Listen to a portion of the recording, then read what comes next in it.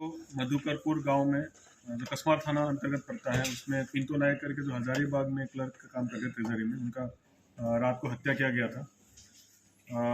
उसका अ, उसके बाद एक एफआईआर रजिस्टर हुआ। एफआईआर रजिस्टर होने के बाद एक हम लोगों ने टीम बना दिए थे अंदर एसडीपीओ बेरमो जो उसको लीड कर रहे थे। उसमें थाना प्रभारी एवं जो सर्कल इंस्पेक्टर है वो भी सब लोग उस टीम में शामिल थे। और उन टीम के द्वारा अनुसंधान करके जो इसमें क्रिमिनल थे जिन्होंने ये काम किया था और जो उसका साजिश करता जो लोग था उन सबको पकड़े गए हैं। इसका हम लोग आज पीसी कर रहे हैं। इसमें घटना का ये हुआ था कि उनका जो भाभी था सुनीता देवी, वही साजिश करता था। वही आपस में उन लोग का पहले से विवाद आ रहा था प्रॉपर्टी डिस्प्यूट को लेके। उसमें पहले भी केस हुआ था। सुनीता देवी जो है उसको मरवाना चाह रहा था और वो छोटेलाल नायक और टीमा तुरी जो शूटर है उन लोगों से संपर्क किया। जो छोटेलाल नायक है उनका अपना बहन का ही बेटा है। उन लोगों से संपर्क करके 3 लाख में डील किया उसको मारने के लिए। तो उसने 1.5 लाख रुपया अपना बैंक खाते से निकाल के उनको केस के हिसाब से उन्होंने रिसीव भी करवाए हैं। छोटेलाल नायक टीमा तुरी जो है फायरिंग किया था, उनके निशानदेही पे हम लोगों ने वेपन भी बरामद किए हैं। और जो दोनों यूज्ड वेपन, 2 गोली लगा था, दोनों से एक एक गोली चलाया गया था, दोनों को हम लोगों ने बरामद भी किया है। और उसमें राहुल कश्यप जो है वो वेपन छुपाने में इन दोनों का मदद किया था, उनको भी अरेस्टिंग हम लोगों ने किया है। और अजीत कुमार जो है वो बाइक में रेकी करके वही उन दोनों को, जो शूटर है, उन दोनों को लेके गया था। और जब वो फायरिंग कर रहे थे वो बाहर में वेट करके बाइक में वही उन लोगों को ताकि वो भागने में सफल हो। तो जो बाइक यूज हुआ था उसको भी हम लोगों ने रिकवरी किए हैं। और अन्य बिंदु पे जो ये वेपन कहाँ से लाया गया है, मतलब उनका क्रिमिनल हिस्ट्री है कि नहीं है, उन लोग के हम लोग अभी अनुसंधान जारी है।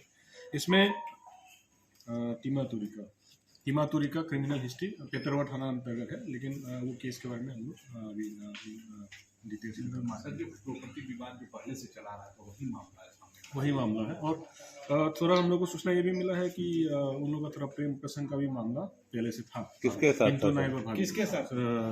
सुनीता देवी के साथ। लेकिन इस पे हम लोग फिर उस पर अनुसंधान जारी है और इसमें क्या ठोस साक्ष्य है उसका हम लोग फिर उसको वेरीफाई करेंगे। सर क्या लग रहा है कैसे घुसे, अपराधी पहले से सुनीता देवी घर में थे क्या? उनके घर की तरफ से ही घुसे हैं और यही एक पॉसिबल रास्ता है और भागने का रास्ता भी उन लोग का यही था, क्योंकि ऊपर छत से आने का रास्ता एक ही है जो बगल में घर हुआ, उसी से ऊपर उठने का एक रास्ता था, उसी से हम लोग। सर घटना के समय भाभी कहाँ थी? घर पे ही थी। तो सर जैसे रूम में ठंडा का मौसम है तो रूम तो बंद होगा, उसको खुलवाया गया होगा कि ओपन था? सुनीता देवी पहले से ही प्लान था, हम आएंगे तो अपना गेट खोल देंगे। उन लोग पहले से बैठा हुआ था, जैसे गेट खोला तो उन लोग घुसा एंटर किया। दोनों का घर एक ही रास्ता से जाता है, दोनों का ऊपर नीचे होता है। सभी आरोपी कहाँ से गिरफ्तार किया गया सर? ये जो बाइक में जो मोटरसाइकिल, बट यहाँ मामा घर में रहता था।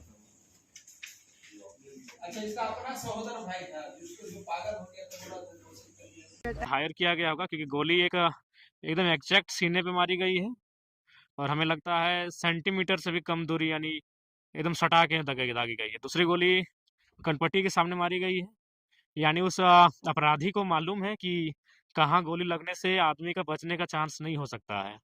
तो ये तो स्पष्ट है कि या तो फिर वो मैंने मारने का बहुत दिन से प्लानिंग करके रखा होगा, क्योंकि इतना शार्प शूट आसान नहीं है। अभी ठंड का मौसम, जबकि उसके कुछ फीट की दूरी में उनकी माँ, उनके पिताजी सो रहे हैं और घर में घुसकर छत के माध्यम से आके मार देना कहीं ना कहीं ये बहुत बड़ी प्लानिंग का हिस्सा है। खैर, ये तो स्पष्ट है कि आज अपराधियों का जो है मनोबल लगातार बढ़ रहा है। बिल्कुल मनमाने या ये लग रहा है कि रियल लाइफ नहीं है, एक वही हम फिल्मी स्टाइल में एकदम घर में वो आगता है, घुसता है, एकदम सीने में सटा के गोली मारता है, फिर उसी रास्ते से निकल कर चला जाता है। तो मनोबल कितना ऊंचा है ये समझना होगा। आप विधायक होने के नाते किस प्रकार से प्रशासनिक प्रक्रिया में इसको मतलब हत्यारों की जांच कराने के लिए बिल्कुल, जैसे हमने बाघमारा एसडीपीओ का मामले का जांच को लेकर हमने पत्र लिखा था। इनकी जो मैंने मर्डर हुई है इसकी जांच को लेकर, दोषियों पे कार्रवाई को लेकर हम आईजी, डीआईजी और को पत्र लिखेंगे। उनसे हम टेलीफोनिक भी बातचीत करेंगे क्योंकि अगर आज अपराधी अगर दबोचे नहीं जाएंगे, अगर अपराधियों का मनोबल को कुचला नहीं जाएगा, तो आम व्यक्ति बहुत भयभीत होकर अपने जीवन को यापन करने कार्य करेगा। बहुत दुख लग रहा है, बहुत पीड़ा का विषय है कि एक नौजवान लड़का उनके सिर्फ जो माँ-बाप 1.5 साल पहले सरकारी नौकरी को ज्वाइन करता है, बड़ी मुश्किल से माता-पिता पढ़ा के इस काबिल बनाते हैं और सुनने में आया कि उसके माता-पिता ही शेष बचे हैं उस परिवार में। तो पता नहीं लोग इतना क्रूर कैसे हैं। चलिए ठीक है, अगर मान के चलते हैं कि जो भी हमारा साथी जिनकी आज डेथ हो गई, हत्या हो गई, अगर उनकी किसी से शत्रुता भी थी, तो शत्रुता का मतलब आज हत्या नहीं होता है। उस हत्यारे को तो कम से कम एक बार सोचना चाहिए था, उस हत्यारे को एक बार समझना चाहिए था कि क्या है इस परिवार में, कौन है इस परिवार की स्थिति क्या है। बहुत दुर्भाग्य और बहुत ही क्रूर, इसे हम क्रूर कहेंगे, बिल्कुल बहुत ही क्रूर। का जनप्रतिनिधि होने के नाते मैं तो स्पष्ट है कि इस आवाज को थमने नहीं दूंगा, इस आवाज को दबने नहीं दूंगा। ये बात आपने सत्य कहा। बूढ़े माता पिता हैं, मैं उनसे उनकी माँ से मिला, उनकी माँ की मानसिक संतुलन ठीक ठाक नहीं है।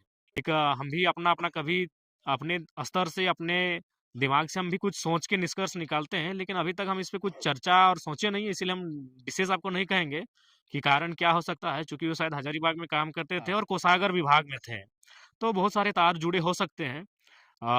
तो उस पर अभी एग्जैक्ट कहना मुश्किल नहीं है, लेकिन अभी इतना स्पष्ट कहेंगे कि अपराधियों का मनोबल इतना तो नहीं बढ़ना चाहिए कि एक मतलब किसी की दुनिया को ही उजाड़ के वो जश्न मनाए। ये तो बिल्कुल नहीं होना चाहिए। बताइए कितनी मेहनत से बूढ़े माता पिता आ, पाई पाई जुगाड़ करके बेटा को पढ़ाया लिखाया, काबिल अफसर एक सरकारी नौकरी के पद तक पहुंचाया, और इस प्रकार बेरहमी से घर में घुसकर माता पिता के ठीक सामने हत्या हो जाती है। ये कितना दुर्भाग्यपूर्ण है, कितना क्रूरता है।